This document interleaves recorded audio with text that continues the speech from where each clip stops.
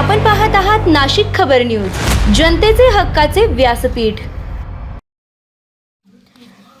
राज्यातील शालेय शिक्षण व्यवस्थेत प्रत्यक्ष, दृश्यमान आणि गुणवत्तापूर्ण बदल घडवून आणण्यासाठी आता कालबद्ध कृती आराखडा तयार करण्यात येणार आहे। शालेय शिक्षण विभागाचा सर्वांगीण आढावा घेण्यासाठी शिवसेनेचे मुख्य नेते आणि उपमुख्यमंत्री एकनाथ शिंदे यांच्या प्रमुख उपस्थितीत मुंबईतील नंदनवन या शासकीय निवासस्थानी विशेष बैठक पार पडली।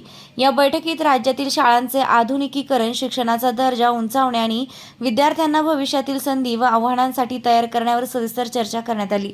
आपल्या मुलांच्या आकांक्षा आणि स्वप्ने बदलत आहेत, त्यानुसार आपल्या शाळाही बदलल्या पाहिजेत। महाराष्ट्रातील प्रत्येक मुलाला भविष्यासाठी तयार करणारी आधुनिक, गुणवत्तापूर्ण आणि भविष्यवेधी शिक्षण व्यवस्था निर्माण केली पाहिजे, असे एकनाथ शिंदे यांनी यावेळी स्पष्ट केले।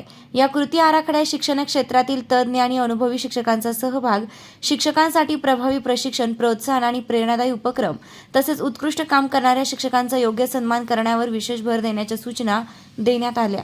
तसेच केंद्र सरकारच्या विविध शिक्षणाविषयक योजनांची महाराष्ट्रात प्रभावी आणि गतिमान अंमलबजावणी करण्याचे निर्देशही यावेळी देण्यात आलेत। या बैठकीला शालेय शिक्षण मंत्री दादाजी भुसे, खासदार डॉ. श्रीकांत शिंदे, खासदार मिलिंद देवरा, शालेय शिक्षण विभागाचे प्रधान सचिव रणजित सिंह देओल तसेच शिक्षण विभागातील वरिष्ठ अधिकारी यावेळी उपस्थित होते।